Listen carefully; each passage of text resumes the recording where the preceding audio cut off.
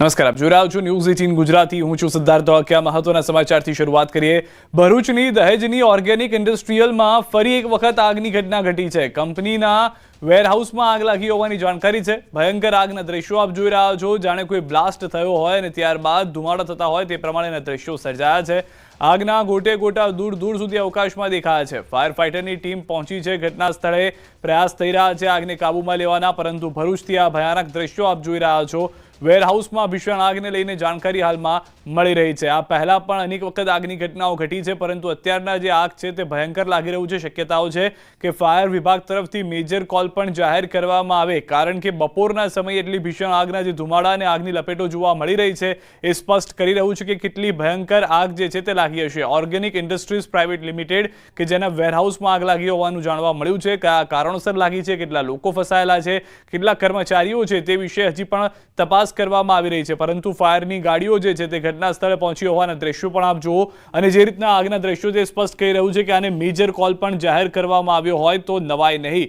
હાલમાં organic industries private લિમિટેડમાંથી જેટલા પણ કર્મચારીઓને બહાર સુરક્ષિત કાઢવામાં આવી શકતા હતા તેટલા કર્મચારીઓને બહાર કાઢ્યા છે. દરવાજા બંધ કરી દેવામાં આવ્યા છે. ફાયર વિભાગની ટીમ અંદર આગ બુઝાવવાનું કામ કરી રહી છે.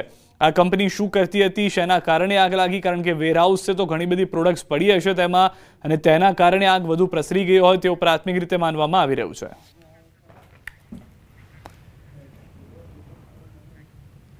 ફરી આવી રહ્યો છે ગુજરાતમાં વરસાદનો રાઉન્ડ. હવામાન નિષ્ણાંત અંબાલાલ પટેલની મોટી આગાહી. તેમના મતે નોરતામાં પણ વરસાદ થશે.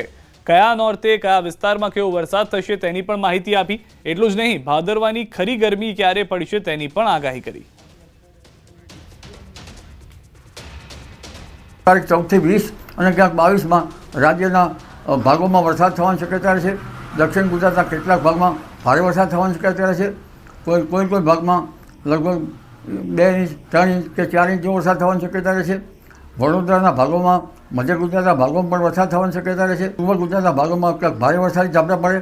ઉત્તર ગુજરાત, મહેસાણા, પાટણ સમી, હારી ઉપરાંત બનાસકાંઠા અને અરવલ્લી, સાબરકાંઠા, પંચમહાલ વગેરે ભાગોમાં વરસાદી ઝાપટા પડવાની શક્યતા રહે. આ વરસાદી પાણી કૃષિ પાકો માટે સારું ગણાય. વરસાદી ઝાપટા અલગ અલગ ભાગોમાં પડવાની શક્યતા રહે. હાલમાં ધાન્ય પાકો જ્યારે નિગલ અવસ્થામાં આવ્યા છે ત્યારે પવનની ગતિ અને આ વરસાદ ઉત્પાદનમાં થોડીક કમી લાવી શકે અને ખેતરમાં પડેલા પાત્રમાં ઝેરી જીવજંતુની શક્યતા રહે. નવરાત્રિની શરૂઆતમાં ક્યાંક વાદળવાળું કે ક્યાંક છાંટા પડવાની શક્યતા રહેશે. તારીખ 24-25 સપ્ટેમ્બરમાં લગભગ દક્ષિણ ગુજરાતના ભાગમાં ક્યાંક ભારે વરસાદી ઝાપટા પડે. મધ્ય ગુજરાતના કેટલાક ભાગમાં ક્યાંક ભારે વરસાદી ઝાપટા પડે. વડોદરાના ભાગોમાં કઈ વરસાદી ઝાપટા રહે. પૂર્વ ગુજરાતના ભાગમાં ક્યાંક ભારે વરસાદી ઝાપટા પડવાની શક્યતા રહેશે. અને હવે એન્ટી સાયક્લોન બનવાની શક્યતા રહેશે ધીરે ધીરે રાજસ્થાનના ભાગોમાં અને રાજ્યના ભિન્ન ભાગોમાં પણ ક્યાંક ગાજવીજ સાથે વરસાદી ઝાપટા પડવાની શક્યતા રહે છે. તો જે રીતે અંબાલાલની આગાહી છે તે રીતે વરસાદની પણ શરૂઆત થઈ ગઈ છે. અમરેલીથી સમાચાર મળી રહ્યા છે. રાજુલા પંથકમાં વરસાદ શરૂ થયો છે. ગ્રામ્ય વિસ્તારોમાં હળવો વરસાદ પડી રહ્યો છે. સરોબડા, કોટડી, બારપટોળી, કંથારિયામાં વરસાદ છે. રાજુલા શહેરમાં પણ વરસાદી માહોલ જોવા મળી રહ્યો છે. રાજુલાના રસ્તા પર પણ ફરી વળ્યા છે પાણી. તો અલગ અલગ વિસ્તારની અંદર વરસાદને લઈને જાણકારી જે મળી રહી હતી તે પ્રમાણેના દ્રશ્યો પણ હવે જોવા મળશે, કારણ કે આગાહી પણ કરવામાં આવી છે હવામાન નિષ્ણાંત અંબાલાલ પટેલ તરફથી, જેઓએ કહ્યું છે કે કેટલાક વિસ્તારોમાં વરસાદની અસર જે છે તે આગામી 6 થી 8 દિવસ જોવા મળી શકે છે. વધુ માહિતી ન્યૂઝ 18 સંવાદદાતા રાજન પાસેથી મેળવીશું. રાજન, કયા કયા વિસ્તારો કે જ્યાં આગળ વરસાદ જોવા મળી રહ્યો છે, તીવ્રતાને લઈને શું પરિસ્થિતિ?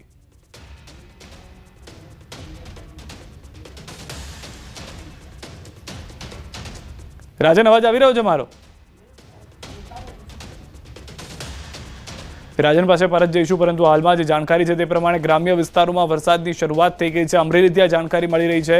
રાજુલા પંથકમાં વરસાદ શરૂ થઈ ચૂક્યો છે. ગ્રામ્ય વિસ્તારોમાં પણ હળવો વરસાદ જોવા મળી રહ્યો છે. સરોવડા, કોટડી, બારપટોળી, કંથારિયામાં પણ વરસાદ છે. રાજુલા શહેરમાં પણ વરસાદી માહોલ જે છે તે દ્રશ્યમાં જોવા મળી રહ્યો છે. દ્રશ્યો આપ જોશો તો અમરેલીના વિસ્તારના દ્રશ્યો આજના, કે જ્યાં આગળ અનેક વિસ્તારમાં ઝાપટા પણ થયા છે, અનેક વિસ્તારમાં ભારે વરસાદ પણ જે છે તે જોવા મળ્યો છે. કેટલાક વિસ્તારોની અંદર હજી પણ ચોમાસું ગયું ન હોય તે પ્રમાણેના દ્રશ્યો જોવા મળી રહ્યા છે. કેટલાક વિસ્તારોની અંદર ખેડૂતોનું કહેવું છે કે જરૂરી હતો અત્યારના વરસાદ, થોડો વચ્ચે સમય જે સૌરાષ્ટ્રની અંદર વરસાદ ન હતો તો હવે ફરી એક વખત વરસાદ આવ્યો છે તો જરૂરી પાકને પાણી મળી રહેશે. કેટલાક વિસ્તારોની અંદર હાલમાં જે પાક હતા તેના માટે થોડો ઘણો જોખમી રૂપ પણ વરસાદ સાબિત થઈ શકે છે. તો રાજુલા એટલે કે સૌરાષ્ટ્રની અંદર આ વરસાદની શરૂઆત થઈ હોવાની જાણકારી મળી રહી છે. અલગ અલગ વિસ્તારોમાં અલગ અલગ પરિસ્થિતિ જોવા મળી રહી છે. જે રીતે હવામાન નિષ્ણાંત અંબાલાલ પટેલની પણ આગાહી છે કે હજી આગામી 6 થી 7 દિવસ વરસાદ હશે, નવરાત્રીના નોરતામાં પણ વરસાદ હશે, તો તે રીતના જ પરિસ્થિતિ જે છે તે જોવા મળી રહી છે. ખાસ કરીને સૌરાષ્ટ્ર અને દક્ષિણ ગુજરાતના વિસ્તારોમાં અસર જોવા મળશે. જે ભારે વરસાદ છે તેની શક્યતા ઓછી જોવા મળી રહી છે, પરંતુ ભારે ઝાપટા જરૂરથી હોઈ શકે છે. વધુ માહિતી ન્યૂઝ 18 સંવાદદાતા રાજન પાસેથી મેળવીશું. રાજન, અવાજ આવી રહ્યો છે, શું પરિસ્થિતિ છે સમગ્ર અમરેલી પંથકની રાજુલાની હાલમાં વરસાદને લઈને? બિલકુલ સિદ્ધાર્થ, આમ જોવા જાય તો સમગ્ર અમરેલી જિલ્લામાં વાતાવરણ ક્લિયર છે, પરંતુ માત્ર દરિયાઈ પટ્ટી વિસ્તારના રાજુલા અને જાફરાબાદ આ બે તાલુકાઓમાં છૂટોછવાયો વરસાદ પડી રહ્યો છે. ખાસ કરીને જાફરાબાદ તાલુકાના જે ગ્રામ્ય વિસ્તાર છે ત્યાં ધોધમાર વરસાદ છે, જેમાં 4-5 ગામો છે, સરવડા, કોટડી, બાળ, પટોળિયા વિસ્તારમાં ધોધમાર વરસાદ છે. રાજુલામાં પણ રોડ પર પાણી વહેતા થઈ જાય તે પ્રકારના વરસાદી ઝાપટા પડી રહ્યા છે. માત્ર 2 તાલુકાને બાદ કરતા અન્ય કોઈ વિસ્તારમાં વરસાદ નથી, પરંતુ આ 2 તાલુકાઓના કેટલાક ગામોમાં વરસાદ પડતા ખેતીને ફાયદો થાય તે પ્રકારનો આ વરસાદ છે. સિદ્ધાર્થ, આભાર સમગ્ર માહિતી બદલ. તો હાલમાં જે દરિયાઈ વિસ્તારો છે ત્યાં આગળ વરસાદ જોવા મળી રહ્યો છે. અન્ય સમાચાર, મહીસાગરથી 5 લોકોના ડૂબવાનો મામલો. કંપનીના માલિક જયસુખ પટેલ સામે ફરિયાદ. કંપનીના કર્મચારીઓ સામે નોંધાયો છે ગુનો. તાંત્રોલી હાઇડ્રો પાવરમાં બની હતી ઘટના. પોલીસે ટીમ બનાવી શરૂ કરી છે તપાસ. મહીસાગરના તાંત્રોલી હાઇડ્રો પાવર 5 લોકો ડૂબ્યા હોવાના મામલે ફરિયાદ નોંધાઈ છે. પોલીસે કંપનીના માલિક જયસુખ પટેલ સહિત કંપનીના કર્મચારીઓ વિરુદ્ધ ગુનો નોંધ્યો છે. પોલીસના મતે કંપનીના માલિક Ajanta energy private limited company મોરબીના જયસુખ પટેલની છે. વહીવટીતંત્ર અને પોલીસ દ્વારા ટીમ બનાવી તપાસનો ધમધમાટ શરૂ કરાયો છે. સાથે જ બનાવ કેવી રીતે થયો છે તેની પણ તપાસ હાથ ધરી છે. આ કમિટીમાં કલેક્ટર, પ્રાંત મામલતદાર, ડીવાયએસપી, કડાના ડેમ કાર્યપાલક ઇજનેર સહિત ઇલેક્ટ્રિક એન્જિનિયરનો સમાવેશ થાય છે, જેમાં કંપનીના MOU થયા હતા તેમજ મજૂરોને કઈ રીતે કામ ઉપર રાખવામાં આવ્યા હતા તેની તપાસ કરાઈ રહી છે. આ જે પ્લાન્ટ છે અજંતા એનર્જી પ્રાઇવેટ લિમિટેડ કંપનીનો છે અને જેના માલિક છે જયસુખ પટેલ. અત્યારે તો આપણે કંપની વિરુદ્ધ અને એમના કોન્ટ્રાક્ટર, એમના મેનેજર એવી રીતે જનરલ ફરિયાદ દીધી છે. તપાસ દરમિયાન જે પણ જવાબદાર અધિકારી, કર્મચારીઓ, માલિક કે પછી કોઈ પણ વ્યક્તિનો સંડોવણી હશે તો એમને અરેસ્ટ કરવામાં આવશે. સાબરકાંઠાથી સમાચાર, કોઝવે પરથી તણાઈ મહિલા પુરુષ અને મહિલા પુરુષને બાળક થઈ રહ્યા હતા પસાર. તે દરમિયાન મહિલા તણાઈ હોવાનો વિડીયો વાયરલ થયો છે.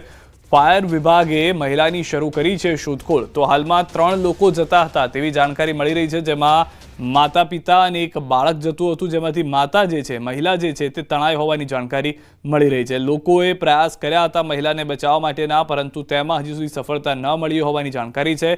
ફાયર વિભાગને પણ જાણ કરવામાં આવી છે. ફાયર વિભાગની ટીમ દ્વારા આ મહિલા જે તણાઈને જઈ રહી છે તેને શોધવા માટેના પ્રયાસ શરૂ કરવામાં આવ્યા છે. આપ દ્રશ્યોમાં પણ જોશો તો માતા પિતા અને બાળક જે છે જઈ રહ્યું હતું, અચાનક જ પાણીના પ્રવાહમાં માતાનો હાથ છૂટી જાય છે અને તે તણાતી જોવા મળી રહી છે. રાજકોટથી સમાચાર, પાટીદાર સમાજની રેલીમાં મનોજ પનારાનું નિવેદન. પાટીદાર સમાજની દીકરીઓને ટાર્ગેટ કરાય છે. લવ મેરેજ માટે દીકરીઓને ટાર્ગેટ કરાય છે. વરુણ પટેલ પણ તીખા તેવર બતાવતા જોવા મળ્યા. સરકારે અમારી માંગ સ્વીકારવી જોઈએ તેવું પણ તેમના તરફથી નિવેદન આપ્યું છે.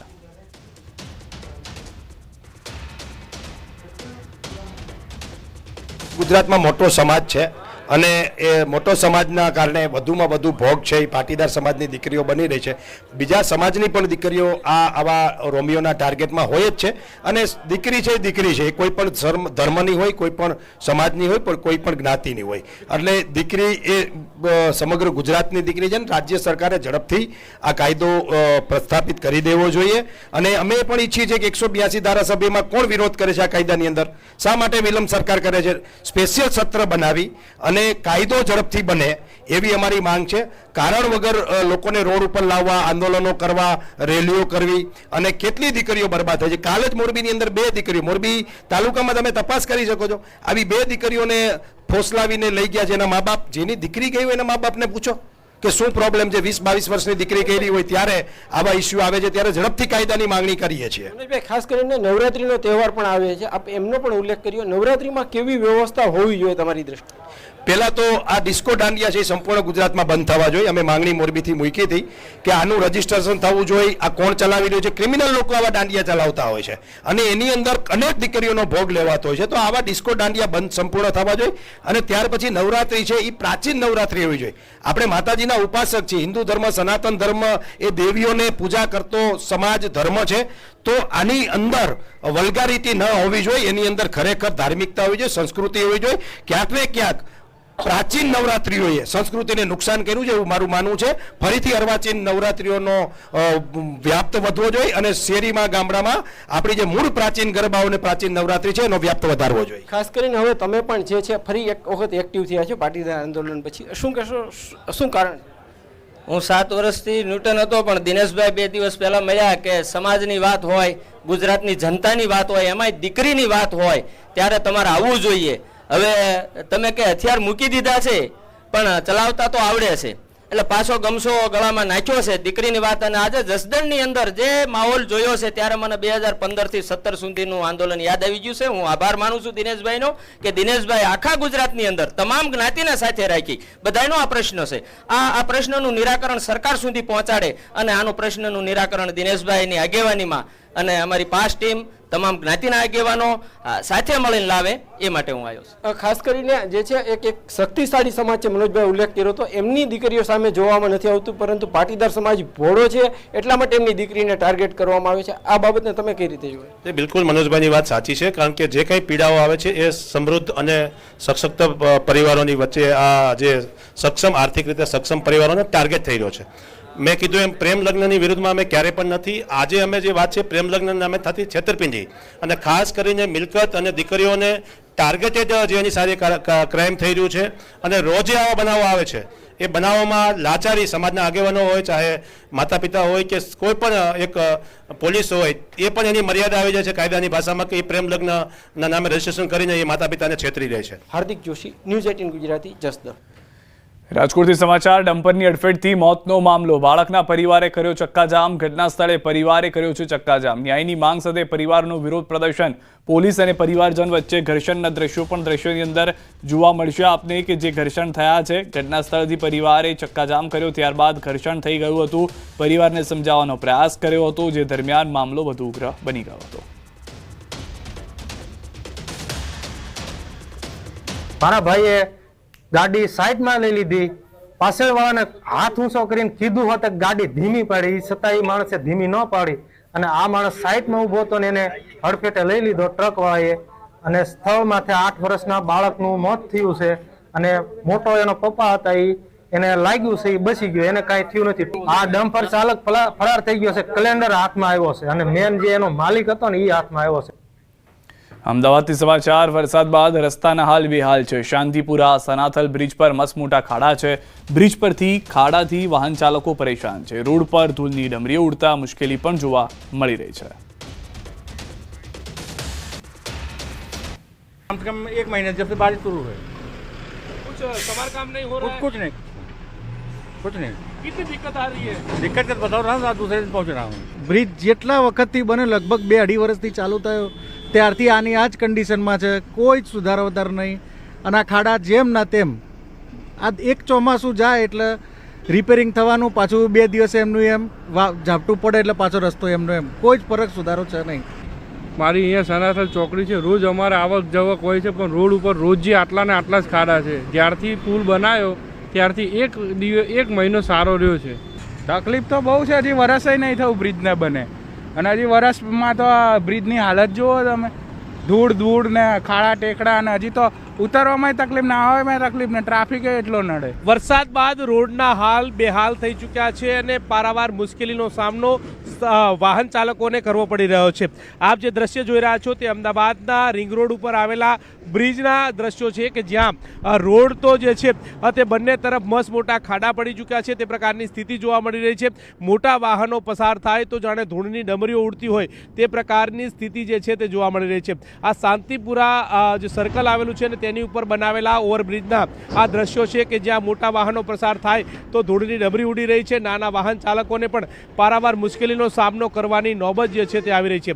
ફક્ત રોડની આવન તરફ નહીં પરંતુ બંને તરફ તરફ આ પ્રકારની સિચ્યુએશન જે છે તે જોવા મળી રહી છે. સ્થાનિક લોકો પણ પારાવાર મુશ્કેલીનો સામનો કરી રહ્યા છે. વાહન ચાલકોને પણ મુશ્કેલીનો સામનો કરવાની નોબત આવી રહી છે. આપ જોઈ રહ્યા છો કે કેટલી મોટી આ ધૂળની ડમરીઓ જે છે તે ઉડી રહી છે કે જાણે પાછળ વાહન ચાલક આવતા હોય તો તેને કંઈ પણ ન દેખાય તે પ્રકારની સિચ્યુએશન જે છે તે જોવા મળી રહી છે, જેના કારણે વાહન ચાલકોને પણ મુશ્કેલીનો સામનો કરવો પડી રહ્યો છે.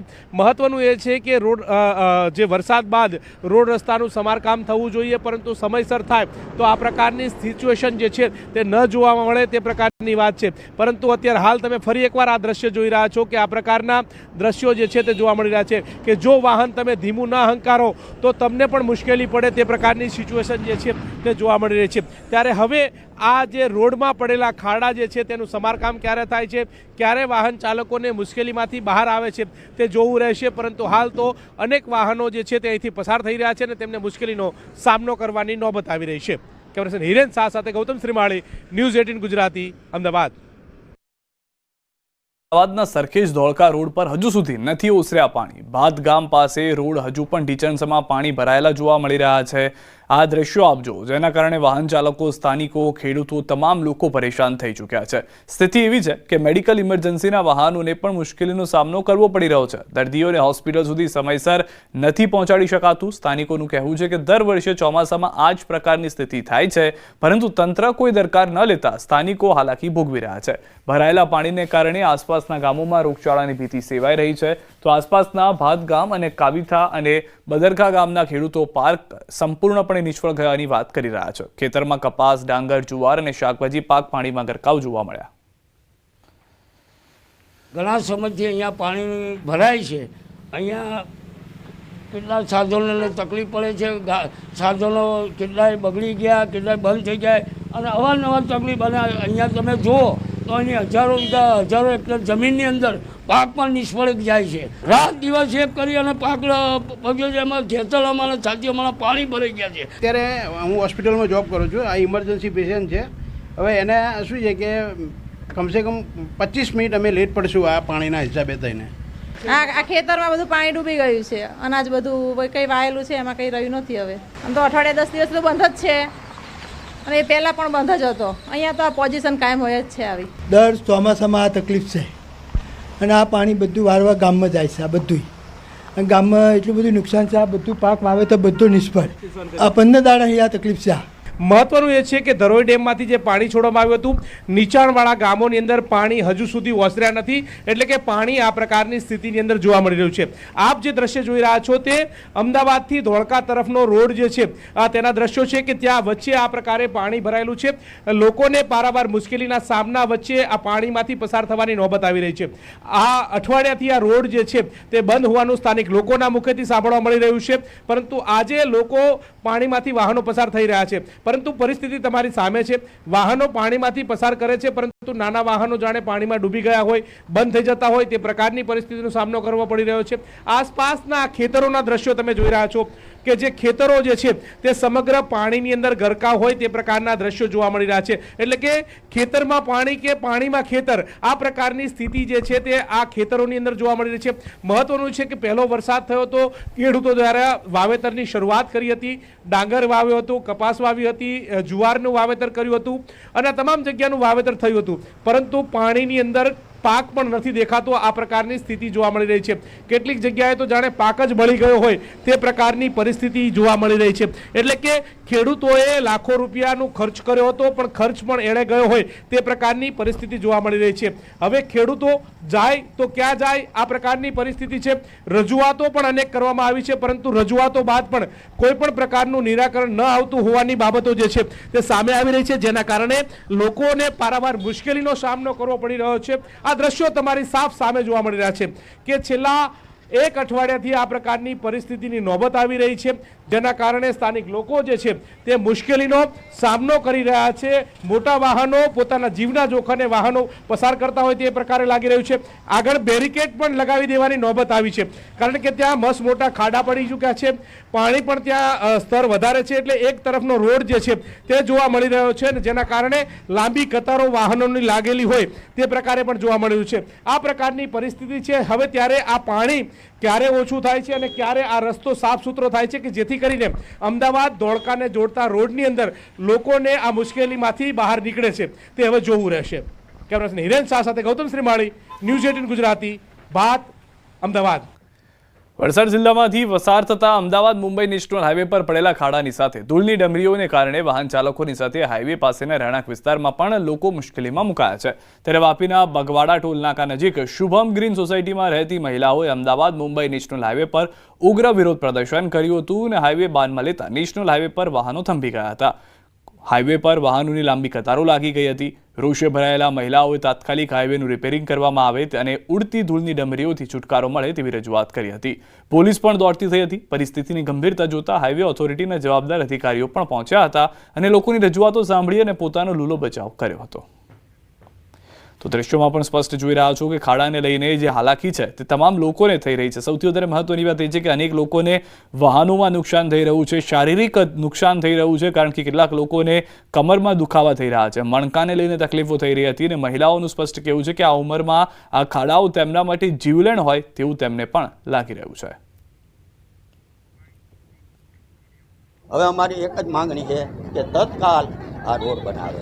4 દિવસથી આ વરસાદ નહોતો ને એટલે એટલી ઝીણી રજ ઉઠતી હતી કે બાળકો ગઈઢા માણસોના સ્વાસ્થ્ય બગડી ગયા અને રાંધેલું અનાજ અન્ન જેને કહેવાય એ અમે ખાઈ શકતા નથી. એકવાર ખુલ્લું રહી જાય ને તો આવી પરિસ્થિતિ ઊભી થઈ છે. ધૂળ ઉડે છે, આટલા ખાડા છે તો 4 દિવસ બંધ હતો તો ખોદીને અહીંથી ઉદવાડા અહીંયા અવધ સુધીનો રોડ 4 દિવસમાં ઓલરેડી થઈ જ જાય. તો એ કોઈને ના દેખાણું ખાડા. ખાઈ તમારે ટોલ લેવો હોય તો ટોલ માટે તો કોઈને જવા દેતા નથી. અને કાલે મારે શુભમથી અહીંયા ટીગરા સુધીના રસ્તામાં જાઉં તું, મારી પાસે હેલ્મેટ નહોતો તો મને આ ચલણ ભરાવેલું છે 500 રૂપિયાનું. કેટલાનું છે મેં હજી ભર્યું નથી, આજે ભરવાનું છું. તો એ પૈસા લેવાય છે પણ જ્યાં જરૂર છે એ થતું નથી. આજે અમે રસ્તો રોક્યો ત્યારે ટ્રાફિક તમને લાગે છે આજે 4 મહિનાથી આટલો ટ્રાફિક છે, કોઈ એમ્બ્યુલન્સ પણ નથી નીકળી શકતી.